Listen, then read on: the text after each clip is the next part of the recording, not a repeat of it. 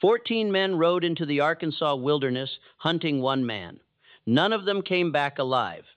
It was 1,863, and across 3 counties, plantation ledgers recorded the same fugitive name, a name that made seasoned trackers refuse assignments, that made bounty hunters demand double pay, that turned pursuit itself into a death sentence.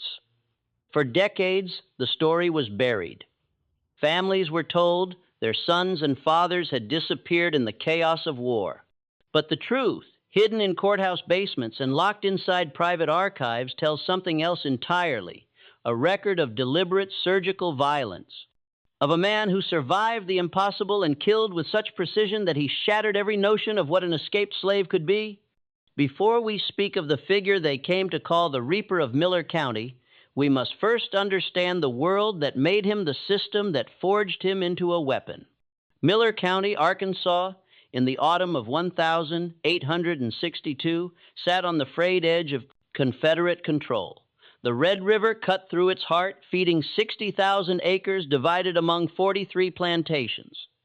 Each one was its own small empire of cotton, timber, and human lives. The Hutchkins plantation, where this story begins, sprawled across 4,000 acres of fertile bottomland. Its rich, black soil produced cotton so fine it fetched premium prices even as the war strangled Southern trade. The house itself stood on a low rise, 2 stories of whitewashed cypress with 12 rooms and galleries designed to catch whatever breeze could break the summer heat. But the soul of the Hutchkins property lay not in its main house, but in its quarters. Unlike the neat rows of cabins common on neighboring estates, Robert Hutchkins had built a system, a compound arranged by skill, value, and obedience. 32 buildings housed 214 enslaved people. The eastern sector held the blacksmiths, carpenters, and tanners. The western quarter, the field, the hands. And beyond them, fenced off from all others, stood a place the slaves whispered about but never named aloud: the punishment house. Robert Hutchkins believed in systematic correction. He'd studied the writings of plantation management experts, corresponded with owners throughout the South, and developed what he called calibrated discipline, a methodology that matched infractions to specific consequences with scientific precision. He kept detailed records of every punishment administered, noting the implement used, the number of strokes, and the behavioral outcome. These ledgers, preserved in the Arkansas State Archives, reveal a mind obsessed with control, with reducing human beings to variables in an equation he believed he'd perfected. Among the enslaved population, one man stood apart, not through any special privilege, but through a quality that disturbed even the overseers who managed him. The plantation records list him only as base, purchased in 1856 from a Tennessee dealer for $900, an extraordinary sum that the ledger justified with a single annotation: unusual physical capabilities and mechanical aptitude. Bass stood 6'2" inches tall, with a build that suggested not bulk, but terrible efficiency, the kind of physique that came not from leisure, but from years of labor that would have broken lesser men. He worked as a blacksmith and farrier, skills that gave him access to tools, to metal, to the practical knowledge of how things were made, and more importantly, how they could be broken. The plantation's white blacksmith, a German immigrant named Otto Brenner, noted in a letter to his brother that Bass had a mind for mechanics that surpassed any craftsman I've known, regardless of station. He can look at a complex lock or mechanism and understand its workings instantly. It troubles me, though I cannot say why. What troubled Brenner was simple enough. Intelligence in a slave was dangerous, but intelligence combined with absolute silence was terrifying. Bass spoke only when directly addressed, answered in the minimum words required, and showed his owners a face that revealed nothing. The house slaves whispered that he'd learned this in Tennessee, that his previous owner had tried to break him using methods that left scars across his back like a map of suffering. But if that suffering had broken something in Bass, it wasn't his will. It was whatever capacity he might have had for mercy. He'd been at Hutchkins' plantation for 6 years when the war broke out. While other slaves whispered excitedly about Union armies and freedom, Bass remained silent. While others were caught attempting escape and subjected to Hutchinson's calibrated discipline, Bass showed no inclination to run. He shot horses, repaired tools, crafted hinges and chains and shackles with hands that never trembled, eyes that never met those of the white men who supervised his work.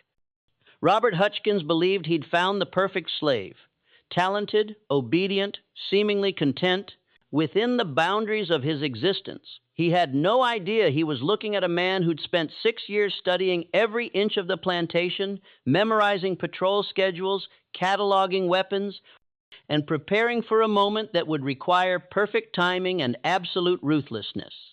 That moment came on November 3rd, 1862, when Hutchkins made the mistake of taking Bass with him to the county seat. The trip to Texarkana should have been routine, a quarterly journey to handle legal matters, purchase supplies, and maintain the social connections that kept plantation society functioning. Hutchkins brought Bass to handle the horses and assist with loading heavy items. What Hutchkins didn't know was that Bass had been waiting for exactly this opportunity to be off the plantation in a town where multiple roads offered escape routes, where the chaos of wartime made unusual movements less suspicious. The day proceeded normally until mid-afternoon, when Hutchkins stopped at the county courthouse to file paperwork related to a property dispute. He left Bass with the wagon on the street, a decision that would have been unthinkable before the war, but had become common as white labor grew scarce. The usual crowd of merchants, soldiers on leave, and farmers conducting business filled the streets. No one paid particular attention to one more slave standing by a wagon. What happened next unfolded so quickly that witnesses could barely reconstruct the sequence. Hutchkins emerged from the courthouse around 4, papers in hand, discussing something with the county clerk. He walked toward the wagon, still talking, and reached for the driver's bench.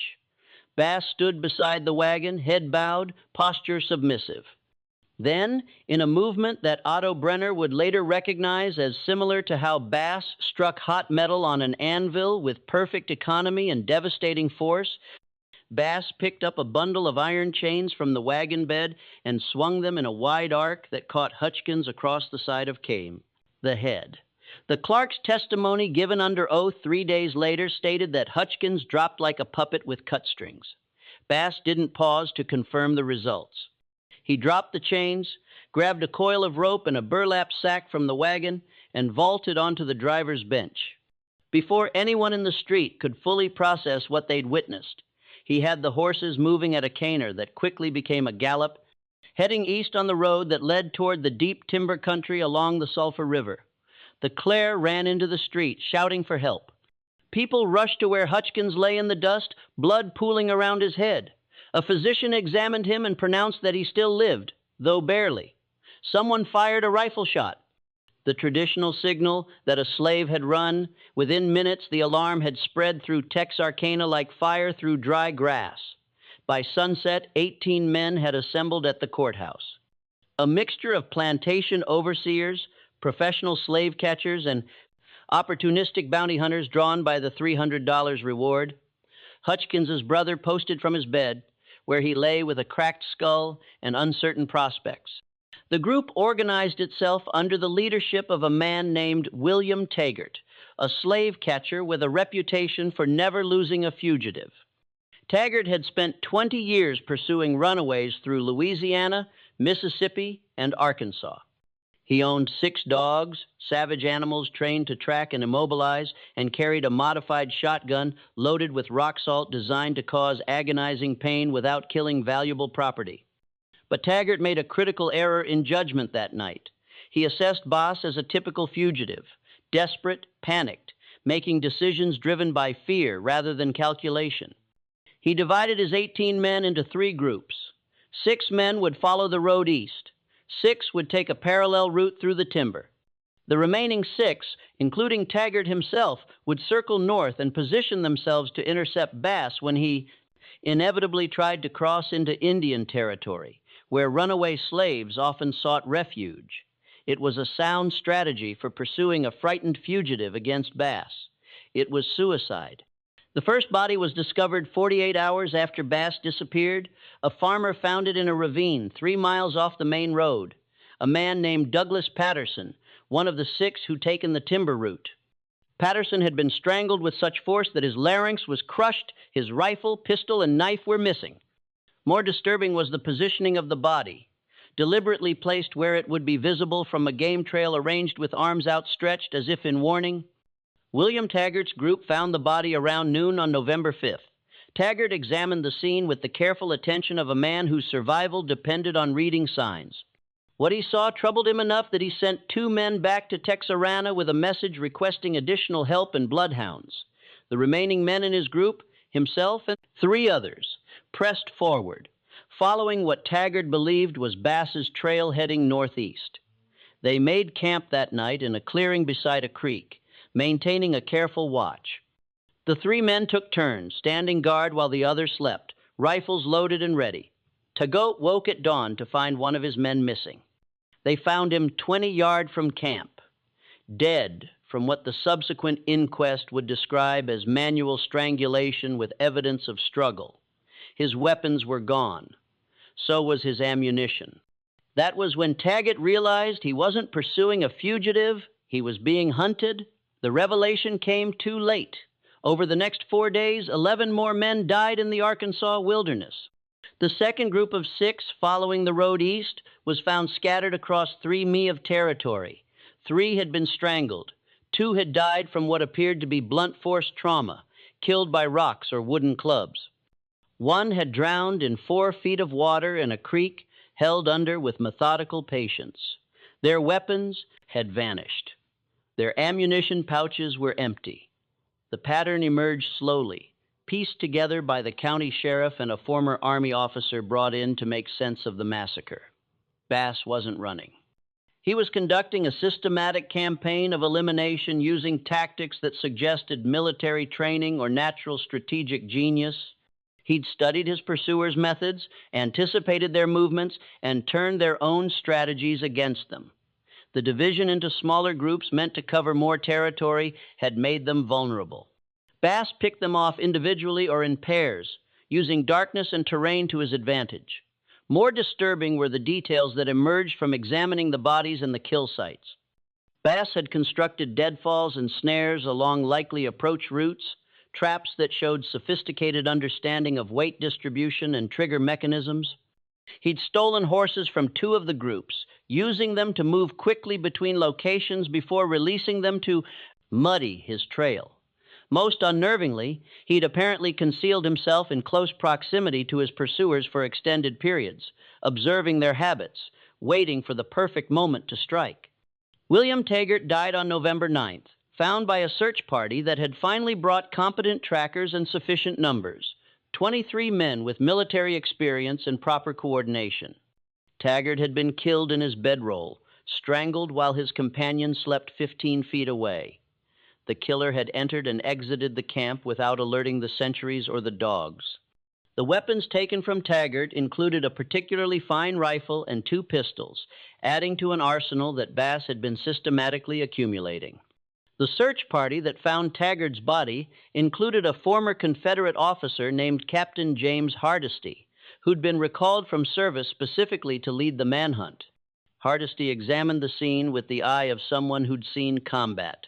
His report to the county commissioners, preserved in the Arkansas Historical Society archives, includes this assessment.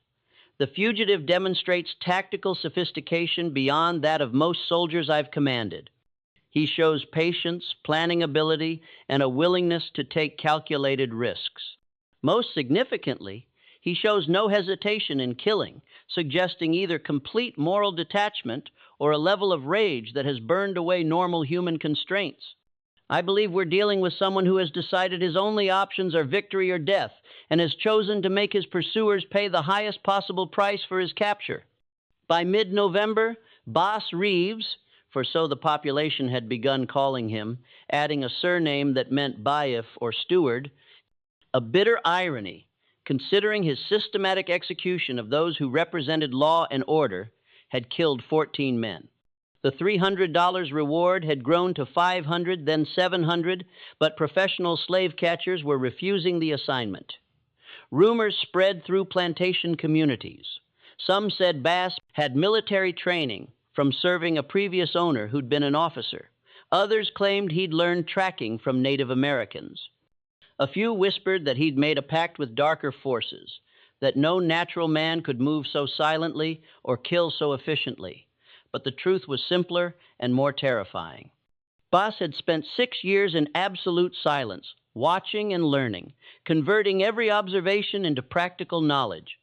He'd studied how patrols moved, how trackers worked, how men thought when they believed themselves superior. He'd worked metal in a forge, learning about strength and breaking points, about leverage and force, and somewhere in those 6 years, he'd made a decision that whatever happened after escape, whoever came after him would learn that treating a human being as property came with a cost measured in blood. The military eventually became involved, not officially, but through Confederate officers on leave, who saw the manhunt as an opportunity to maintain discipline among the enslaved population.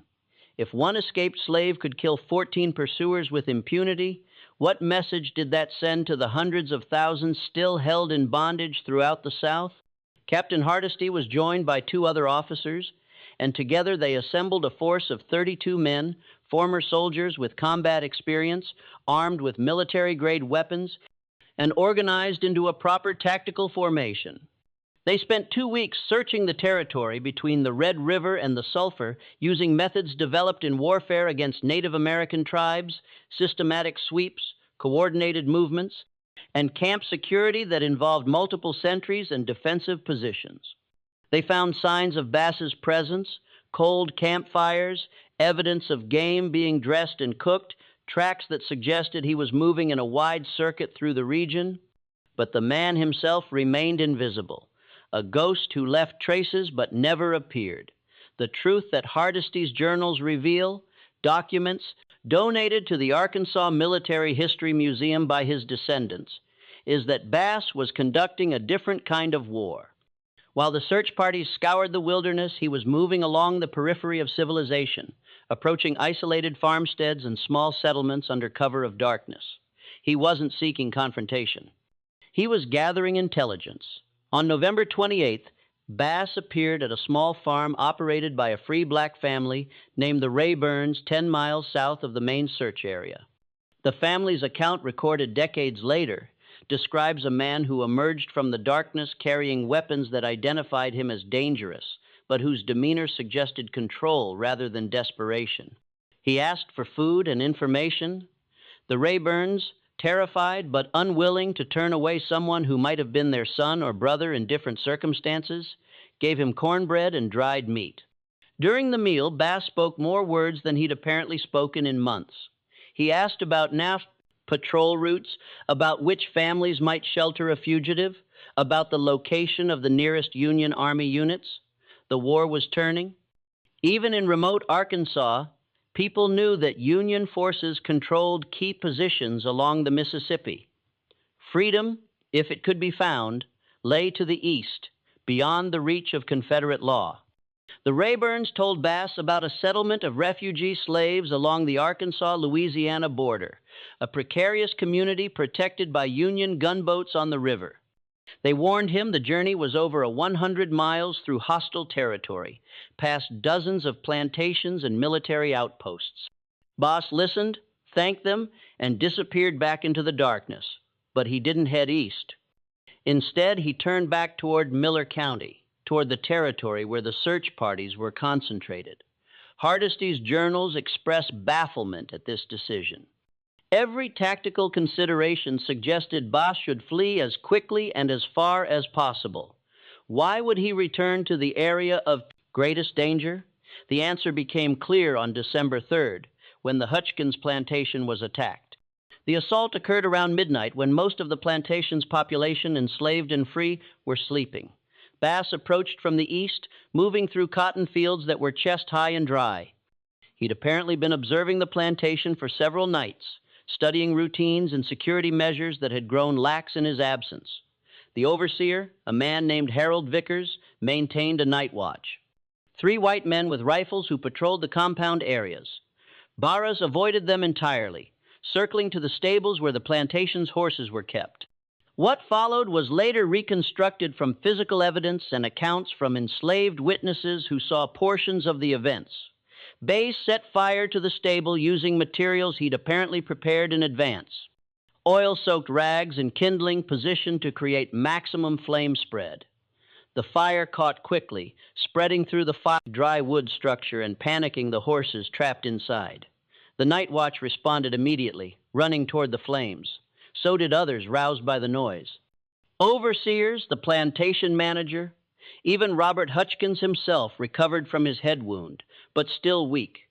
In the chaos and darkness, with everyone's attention focused on the burning stable and the screaming horses, Vass moved through the plantation compound with apparent specific purpose. He went to the punishment house. The structure had been locked from the outside, standard practice to prevent anyone inside from leaving until their sentence was complete. 2 people were being held there that night, accused of stealing food and awaiting morning discipline. Boss broke the lock with tools he brought, opened the door, and spoke briefly to those inside. Then he moved to the overseer's quarters, a small building near the main house. Harold Vickers had run toward the stable fire like everyone else, but he'd apparently realized something was wrong and doubled back. He encountered Bass in the darkness between buildings. What happened next was heard by multiple witnesses, but seen by none. Sounds of struggle, a shout cut short, then silence. Vickers' body was found at dawn, strangled like Bass's previous victims. Beside him lay a branding iron, the same implement he'd used countless times to mark runaways who'd been recaptured. The iron had been placed across Vickers's chest, cold, but positioned with obvious symbolic intent. By the time the fire was extinguished and order restored, Bass had vanished. So had 6 enslaved people from the Hutchkins plantation, including the 2 he'd freed from the punishment house. They disappeared into the darkness, following a man who demonstrated that while escape was costly, the price could be paid in enemy blood rather than fugitive terror. The attack on Hutchkins' plantation transformed Bass Reeves from a fugitive into something approaching myth. Throughout Miller County and beyond, the enslaved population whispered about the man who'd killed those who hunted him, who'd returned to free others, who moved through the landscape like smoke. The white population responded with increasing paranoia. Patrols doubled and tripled. Slave catchers demanded outrageous fees. Plantation owners slept with loaded weapons beside their beds. But the Confederate authorities faced a dilemma. The war was consuming men and resources. Every soldier dedicated to hunting one fugitive was a soldier not fighting Union forces. And Bass had now demonstrated that pursuit meant casualties.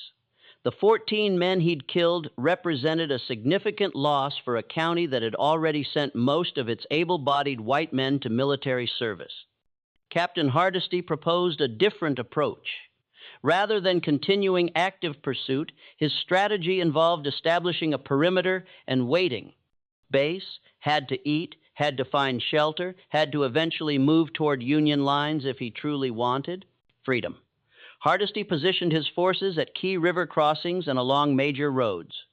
He coordinated with neighboring counties, creating a network of checkpoints and patrols designed to catch Bass when he inevitably attempted to travel east. For 3 weeks in December, the strategy seemed to work. There were no sightings, no attacks, no signs of Bass's presence. Hardesty believed the fugitive was holed up somewhere, possibly wounded, definitely running low on supplies. Winter was setting in. Cold, rainy weather that made outdoor survival increasingly difficult. Time hardest, he believed, was now working against Barras. He was wrong. Barras hadn't stopped moving. He'd adapted his strategy, recognizing that the systematic pursuit had been replaced by a containment effort. Rather than avoiding detection through wilderness skills alone, he began using the enslaved population's informal communication network. The grapevine telegraph that transmitted information between plantations through field hands, house servants, and the few free black people who could travel with relative freedom. Through this network, Bass learned about patrol schedules, checkpoint locations, and the identification papers that free black people carried. On December 18th, a free black farmer named Samuel Hayes reported to authorities that his papers had been stolen from his home while he worked his fields. The theft seemed minor. Such papers could be replaced, but it represented something more significant. Bass now had documentation that would let him move along roads in daylight, reducing his dependence on wilderness travel. Just when we thought we'd seen it all, the horror in Miller County intensifies. If this story is giving you chills, share this video with a friend who loves dark mysteries. Hit that like button to support our content, and don't forget to subscribe to never miss stories like this. Let's discover together what happens next. On December 22nd, Bass crossed the Sulphur River at a point 10 miles north of Captain Hardesty's picket line. He'd spent days observing the patrols, timing their movements, identifying the gap in coverage that existed for approximately 40 minutes each afternoon when shift changes occurred. He traveled as Samuel Hayes, carrying stolen papers and leading a horse he'd taken from an isolated farm. Anyone who saw him saw a free black man going about legitimate business. By December 24th, he was 40 miles east of Miller County, well beyond the practical range of pursuit. He'd entered territory contested between Confederate and Union forces, where authority was fragmented and enforcement inconsistent. The 6 people he'd freed from Hutchkins' plantation were scattered across the region. He'd split them up deliberately, knowing that a single large group of fugitives would attract attention, but individuals might slip through. Bass himself continued east, moving toward the Mississippi River and the Union positions beyond. He traveled at night when possible, stayed in free black communities when he could find them, and showed the same patience and calculation that had kept him alive through 2 months of being the most hunted man in Arkansas.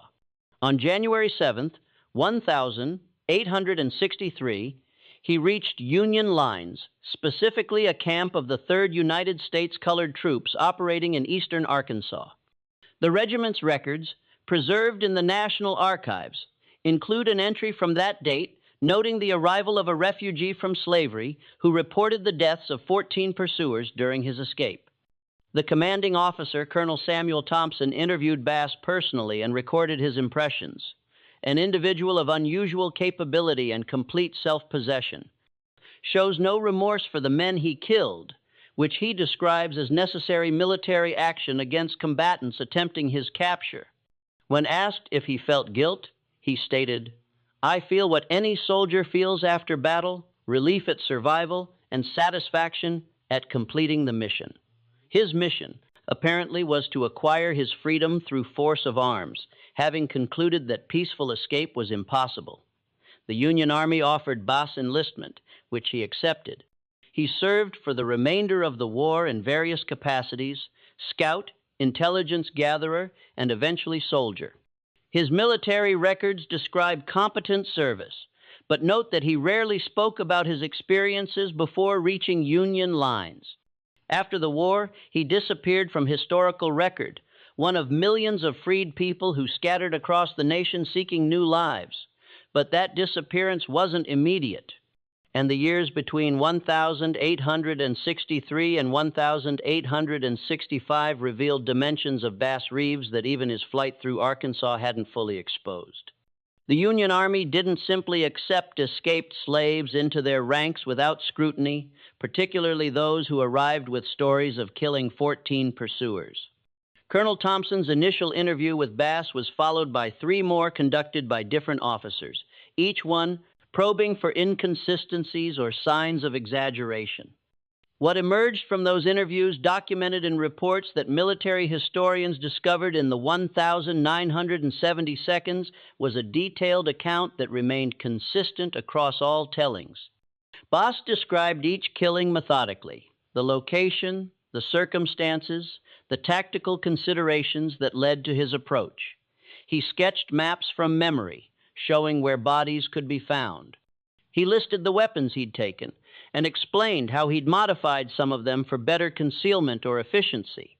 The officers conducting the interviews reached a unanimous conclusion, stated explicitly in a report dated January 15, 1863. This individual is neither boastful nor remorseful. He describes acts of lethal violence with the detachment of a craftsman explaining his work. We assess him as highly capable, potentially valuable for irregular operations, and completely reliable within the scope of assigned duties. We also assess him as someone who should never be given reason to consider us enemies. That last observation proved prophetic. Boss was assigned to a scout unit operating in contested territory, the fluid zone between Confederate and Union control, where information was currency and survival depended on reading situations quickly. Scout work suited his capabilities perfectly. He moved through landscapes populated by people who looked like him, spoke his language, and had every reason to help Union forces, but also every reason to fear Confederate reprisals. Boss's ability to appear and disappear, to read people and situations, to make decisions without hesitation, all the skills he developed during his flight translated directly into military effectiveness.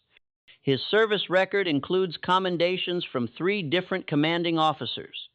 One, dated July 1,863 notes, Corporal Reeves located and mapped Confederate supply depot coordinates that resulted in successful cavalry raid, entered hostile territory alone, gathered intelligence, through observation and conversation with local colored population, returned with actionable information that proved completely accurate. Another from March 1,864. Corporal Reeves volunteered for reconnaissance mission considered extremely high risk.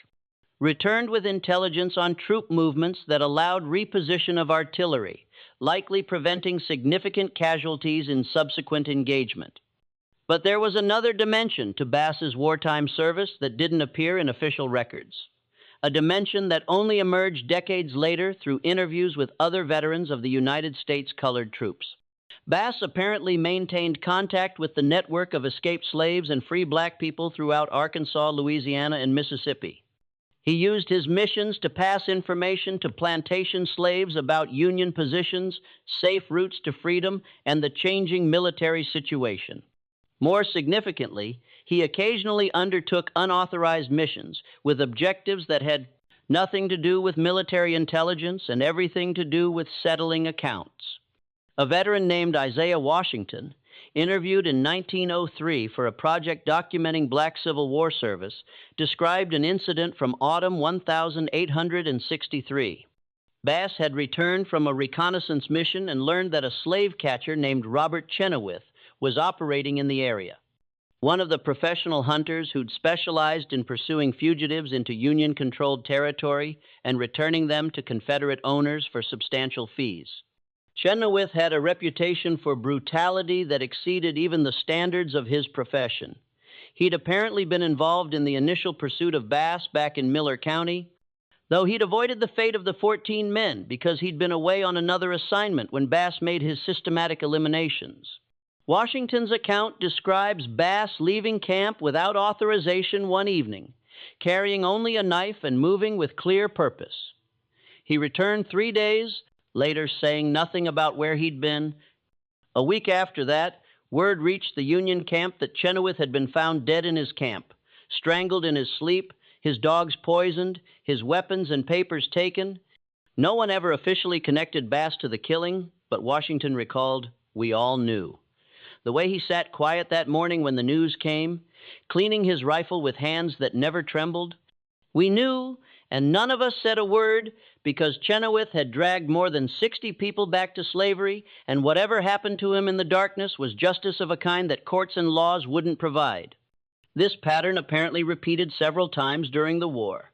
Men who'd participated in slave catching, overseers known for particular cruelty, Confederate officers who'd ordered executions of captured black soldiers. They occasionally turned up dead in circumstances that suggested professional execution rather than combat casualties. Military investigators looked into some of these deaths, but in the chaos of war, with casualties mounting and priorities focused elsewhere, and dead slave catcher or brutal overseer didn't warrant extensive investigation. The clearest evidence of Bass's private war emerged from documents in the Miller County Courthouse discovered during a renovation in 1992. Among old tax records and property deeds, researchers found a journal kept by James Hutchkins, Robert Hutchkins' younger brother, who'd managed what remained of the plantation after Robert's injury. The journal covers the years 1863 through 1865 and includes periodic references to the Reeves matter and concerns about security. In an entry dated November 1863, exactly 1 year after Bass's escape, James Hutchkins wrote, "Harold Vickers' brother Thomas arrived today, asking questions about the circumstances of Harold's death. He's heard rumors from soldiers returning from eastern Arkansas, stories about a colored scout with the Union Army who matches descriptions of our former property. Thomas believes Harold's killer is not only alive, but actively serving our enemies. He wants to pursue the matter, but I've counseled him against it." 14 men pursued Reeves and none returned. Thomas Vickers, whatever his grief, would be a 15th corpse. Some debts must remain uncollected because the cost of collection exceeds any possible benefit. But Thomas Vickers didn't take that advice. Documents from Union Army records show that in January 1864, a civilian was captured near Union lines carrying a loaded rifle and papers identifying him as Thomas Vickers of Miller County, Arkansas. He claimed to be a Confederate sympathizer gathering intelligence. But under interrogation, he admitted he was looking for a specific individual, a Union scout named Bass Reeves, whom he believed had killed his brother. The interrogation report signed by Colonel Thompson himself describes what happened next. The prisoner was confronted with Corporal Reeves in controlled circumstances. Upon seeing Reeves, the prisoner became agitated and made accusations regarding the death of his brother Harold Vickers, whom Reeves allegedly killed during escape from slavery. Corporal Reeves confirmed the killing, stating, "Your brother participated in pursuing me with intent to return me to bondage or kill me in the attempt. I defended myself using means available. If you wish to pursue the same course your brother chose, you'll meet the same end. Otherwise, you have the opportunity he lacked, the opportunity to walk away and live." The prisoner was subsequently transported to Prisoner Exchange Point and released to Confederate custody. Whether Thomas Vickers took Bass's advice or not remains unknown. His name doesn't appear in subsequent military records, and he's listed in Confederate pension applications after the war, suggesting he survived. But the incident reveals something crucial about Bass's psychology during this period. He wasn't hiding from his past. He owned what he'd done completely without apology or justification, beyond the simple logic of self-defense and survival. As the war entered its final year, Bass's reputation within the colored troops had grown to near legendary status. New recruits heard stories about the man who'd killed 14 slave catchers during his escape. Veterans who'd served with him told different stories about his patience on reconnaissance, his ability to move through hostile territory, his habit of sitting silent through conversations until someone asked him a direct question, at which point he'd provide a concise, accurate answer and return to silence. That silence extended to his personal history. Despite serving alongside hundreds of other men who'd escaped slavery, Bass never spoke about his life before November 1862. Other soldiers shared stories of families left behind, of owners they'd served, of the routes they'd taken to freedom. Bass offered nothing. When directly asked, he'd deflect with variations of "that life ended when I took the chains off Hutchkins' wagon." What matters is what comes next. What came next as the war ended in April 1865 was a choice faced by 4 million newly freed people. Where to go, what to do, how to build lives in a nation that had defined them as property for 2.5 centuries. For many veterans of the colored troops, the choice involved staying near where they'd served, taking advantage of land opportunities or military connections. For Bass, the choice apparently involved complete separation from his past. The last definitive military record of Bass Reeves is dated June 18, 1865. A discharge certificate noting completion of service and providing basic physical description. Bass Reeves, colored, age approximately 35 years, height 6'2" inches, identifying marks including scars on back consistent with whipping, served with distinction in 3rd United States Colored Troops from January 1863 through June 1865, commended for reconnaissance work and intelligence gathering, authorized for veterans' pension upon reaching appropriate age. After that date, the historical record becomes fragmented. Scattered mentions in documents that may or may not refer to the same individual. A B. Reeves appears in an 1867 Memphis City directory listed as a blacksmith. A Bass Reeves is mentioned in an 1870 newspaper from Fort Smith, Arkansas, describing a dispute over property rights. Another Bass Reeves shows up in 1875 Oklahoma Territory records as a deputy U.S. Marshal. Though some historians dispute whether this is the same person who escaped from Miller County 12 years earlier, what's documented beyond dispute are the reverberations of his story through the communities most affected by it. In Miller County, the white population dealt with the Bass Reeves incident through collective amnesia. The 14 dead men were rarely mentioned. The circumstances of their deaths were simplified or obscured. Family members who knew the truth kept it private, sharing it only in guarded conversations with those who'd understand the shame of having lost fathers or brothers to someone they'd been taught to consider inherently inferior. But the formerly enslaved population throughout Arkansas and surrounding states preserved every detail. The story was told and retold, often embellished, but maintaining its essential core. One man had refused to accept bondage, had fought with systematic efficiency, had killed everyone sent to recapture him, and had walked away to freedom in churches and family gatherings in the quiet moments when elders spoke to youth. The story served multiple purposes. It was inspiration, proof that resistance was possible. It was warning freedom came with terrible costs, and it was testament to a truth that slavery's defenders had desperately tried to suppress. That intelligence, capability, and deadly competence existed independent of skin color or social status. The psychological impact on those who'd known Bass personally was particularly profound. Otto Brenner, the German blacksmith who'd worked alongside Bass at Hutchkins' plantation, gave an interview to a Memphis newspaper in 1871. In it, he reflected on the 6 years he'd spent teaching Bass advanced blacksmithing techniques. I believed I was training a valuable worker. I didn't understand I was arming a weapon. Every skill I taught him, how to analyze a lock's mechanism, how to assess metal strength, how to use leverage for maximum force, he absorbed and cataloged for future use. When I learned what he'd done after escaping, my first reaction was horror. My second was professional admiration. He'd taken theoretical knowledge and applied it with practical genius under conditions that would have broken most men.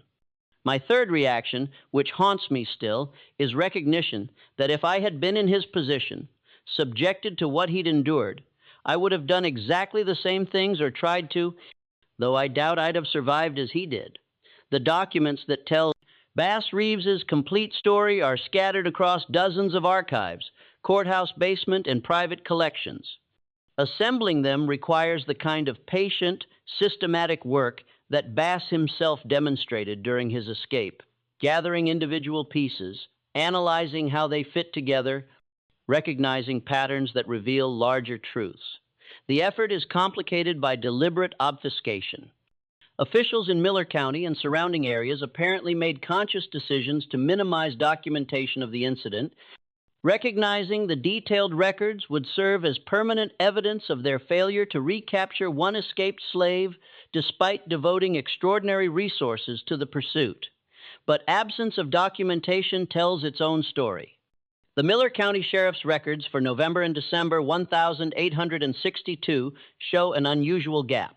Routine reports resume in January 1863 without any explanation for the missing weeks. The county commissioners' meeting minutes from that period mention expenses related to fugitive recovery but provide no details about the fugitive, the recovery efforts, or the outcomes. Tax records show 14 death certificates filed between November and December 1862, but the causes of death are listed generically as misadventure, accident, or simply deceased. The families of the dead men, however, kept their own records, Estate settlements, property transfers, and pension applications documented in state archives reveal the human cost of the pursuit. Douglas Patterson, the first man killed, left a wife and 3 children who lost their farm within 2 years of his death. Unable to maintain it without his labor, William Taggart's widow filed for a Confederate pension in 1868, claiming hardship based on her husband's death in service to the state. The application was denied because Taggart hadn't been formally enlisted in military service. Slave catching, however dangerous, didn't qualify for veteran benefits. The collective economic impact on Miller County was substantial. 14 men represented a significant portion of the county's law enforcement and labor management capacity. Their deaths, combined with the disruption caused by Bass's attack on Hutchkins' plantation, contributed to a breakdown in plantation discipline that accelerated as Union forces gained control of Arkansas. Enslaved people who'd heard about Bass's successful escape and violent resistance began their own escape attempts. Some succeeded. Others were caught and subjected to punishments that grew increasingly severe as owners tried desperately to maintain control over property that understood it would soon be freed. Robert Hutchkins never recovered from the trauma of Bass's attack. Medical records from a Memphis physician preserved in that city's medical archives described treating Hutchkins in 1864 for symptoms that included persistent headaches, memory problems, and paranoid anxiety. The physician's notes describe a man convinced that his former property will return to complete the work started with the chain strike. Patient maintains loaded weapons at all times, starts at sudden sounds, and reports difficulty sleeping. Physical examination shows healed skull fracture with possible permanent damage to brain tissue. Psychological condition appears rooted in assault trauma, combined with recognition that social order he'd assumed permanent is collapsing around him. Hutchkins sold his plantation in March 1865, taking a substantial loss because buyers recognized that slave-based agriculture was ending. He moved to Texas, purchased a small farm, and died in 1869, according to his death certificate from complications of old head injury. His obituary in the Tyler, Texas newspaper made no mention of how he'd received that injury, describing him simply as a former Arkansas planter who'd relocated after the recent unpleasantness. The Hutchkins plantation property itself underwent transformation that reflected the broader changes sweeping through the South.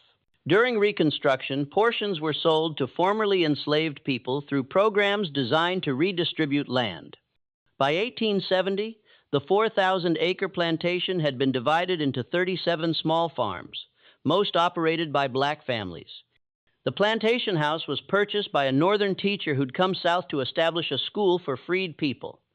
The slave quarters were torn down, their materials reused to build new structures, and the punishment house, that building where Bass had freed 2 people during his midnight raid, was burned in a ceremony that descendants of those involved described as necessary cleansing of cursed ground. Physical evidence of Bass's journey through Arkansas occasionally surfaced in unexpected ways. In 1873, a farmer clearing land near the Sulphur River discovered a cache of weapons buried in a hollow tree. 3 rifles, 2 pistols, ammunition, and a knife, all wrapped in oiled cloth. The weapons matched descriptions of those taken from the men Bass killed, suggesting he'd hidden them as he moved toward Union lines, unable to carry everything, but unwilling to leave them where they might be found and used against others seeking freedom.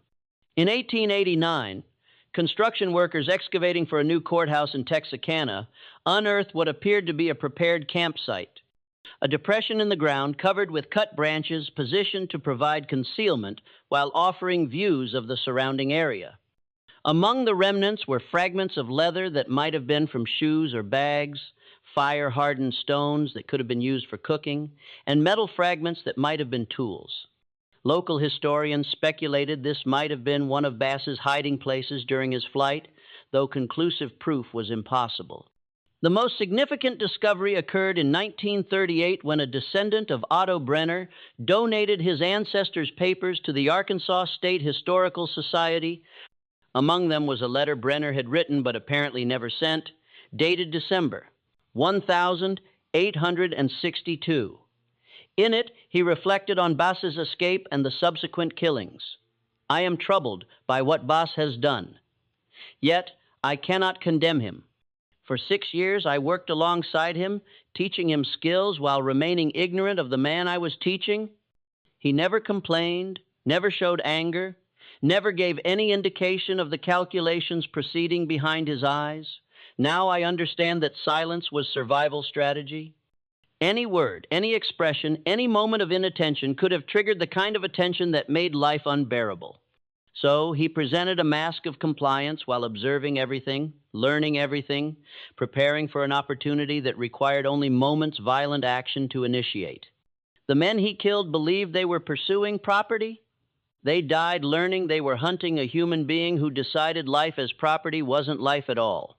That death was preferable to continued bondage, and that anyone participating in his recapture was an enemy to be eliminated without hesitation or mercy.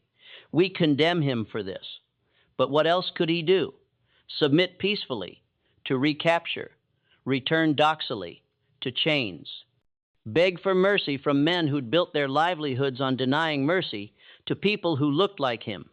I think of the locks I taught him to analyze, the mechanisms I showed him how to disassemble, the principles of leverage and force I explained without understanding how he'd apply them. I armed him intellectually and didn't realize it. But someone else armed him morally. Every overseer who'd struck him, every owner who'd sold him, every slave catcher who'd pursued others, every element of the system that treated human beings as livestock, they created something they couldn't control and paid the price for that creation. History will judge Bass Reeves harshly, I suspect. He killed 14 men, most of them with families who grieved their loss. But I wonder if history will judge honestly, if it will acknowledge that those 14 chose to participate in an economic system based on violent subjugation, that they pursued base knowing capture meant his return to conditions we wouldn't impose on animals, that they accepted the premise that some human beings exist as property for others to exploit. Bass rejected that premise with violence. Yes, but what is slavery itself if not violence made institutional, made respectable through law and custom? I am a simple craftsman, not a philosopher, but I know this. The man I taught blacksmithing possessed intelligence and capability equal to anyone I've known, regardless of color. The system that claimed to own him was based on a lie. That such capabilities didn't exist in people of African descent. That slavery was natural order rather than enforced brutality. Bass destroyed that lie through his actions. 14 men died learning that slaves could think, plan, and execute complex strategies. Thousands more learn it watching his escape, and millions will eventually learn it as this war destroys the institution, built on that foundational lie. I am troubled, but I am not surprised. The surprise would have been if someone with Bass's capabilities had remained docile under conditions designed to break the spirit of lesser men. He broke free instead, and I suspect future generations will debate whether he was criminal or freedom fighter, murderer or soldier, monster or hero. I know only that he was human, fully human, and humans confronted with his circumstances will do extraordinary things to survive. Brenner's letter never reached its intended recipient, his brother in Pennsylvania, but its preservation provides insight into how at least one white Southerner processed the cognitive dissonance of recognizing capability and humanity in someone the system defined as property. The question of what happened to Bass after June 1865 has never been definitively answered. The various Bass Reeves who appear in historical records might be the same person living under his chosen name or different people who happen to share it. The lack of photographs from the Civil War period makes visual confirmation impossible. The absence of detailed physical descriptions beyond height and scars means any reasonably tall black man with whipping scars might have been the Bass Reeves who escaped from Miller County. Some researchers believe Bass deliberately obscured his post-war life, recognizing that his reputation as a killer might attract unwanted attention or revenge attempts. Others suggest he simply disappeared into the anonymity that 4 million freed people enjoyed. No longer property requiring documentation, just one more person trying to build a life in a transformed nation.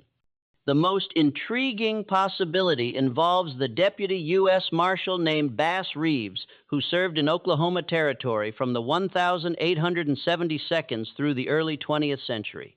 Bass Reeves was a legend in his own right, a lawman who reportedly brought in more than 3,000 fugitives, killed 14 men in the line of duty, and built a reputation as one of the most skilled marshals on the frontier. His mastery of tracking, tactics, and wilderness survival set him apart, but it was the number that caught historians' attention: 14. 14 men killed in self-defense during his years as a marshal. 14 men killed in pursuit during an escape from slavery. The coincidence has fueled a century of speculation that the Reaper of Miller County and Marshal Bass Reeves might have been the same man. The parallels are undeniable. The skills that defined an exceptional lawman, the ability to move unseen, to read terrain, to anticipate danger, to make split-second judgments, are the very traits required to survive an escape through hostile territory. And the mindset of someone who had once faced death rather than return to bondage could easily transform into the resolve of a man enforcing the law on a violent frontier. Yet the historical record remains silent. The Bass Reeves who wore the badge claimed Arkansas as his birthplace and said he had been freed during the war, but he offered no details about his enslaved life, no mention of military service. When questioned about his past, he deflected with quiet finality. "What I did before I took the badge," he once said, "isn't relevant to the work I do now. Judge me by what I am, not what I was." Whether or not they were the same person, both men, the escaped slave and the frontier lawman, stood as living proof that intelligence, courage, and discipline existed entirely independent of the social hierarchies that slavery tried to impose. Both defied the racist logic that equated color with capacity. Both demonstrated what could happen when necessity and opportunity met in a single determined mind. The legacy of the Miller County incident stretched far beyond one man's story. Across the post-war South, newly freed people told their children and grandchildren about Bass Reeves, sometimes using his real name, sometimes calling him the blacksmith, sometimes simply the man who killed 14 and walked away free. His story became a counterweight to humiliation, a whispered anthem of resistance. It reminded those still oppressed that the master class was not untouchable, that one person's will could shatter the illusion of control. For white Southerners, especially in Arkansas, the tale carried a different warning, that every system built on domination breeds its own destruction, that to deny humanity is to provoke it, and that underestimating those you oppress can be fatal.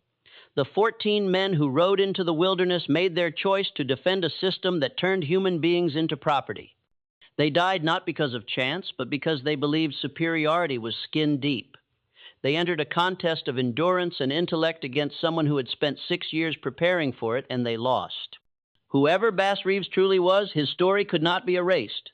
Documents, scattered in forgotten archives, family papers sealed in attics, and oral histories passed down through generations all preserve fragments of what happened. One man refused bondage so completely that 14 pursuers never returned, and the institution of slavery in Miller County never recovered from that lesson. This mystery endures because it exposes more than a man's identity. It reveals the violence at slavery's core, the brilliance it tried to suppress, and the price exacted when injustice is allowed to rule unchecked. It reminds us that history's silences are often intentional, that what is missing from the record may speak louder than what remains, and that some debts, written in blood and silence, are eventually paid. So what do you believe? Was everything truly uncovered? Or do secrets still lie buried in courthouse basements, in family letters never shown, in stories too dangerous to tell aloud? If this tale gripped you, subscribe for more hidden histories. Stories that blur the line between horror and truth and force us to confront what humanity is capable of, both in cruelty and in resistance.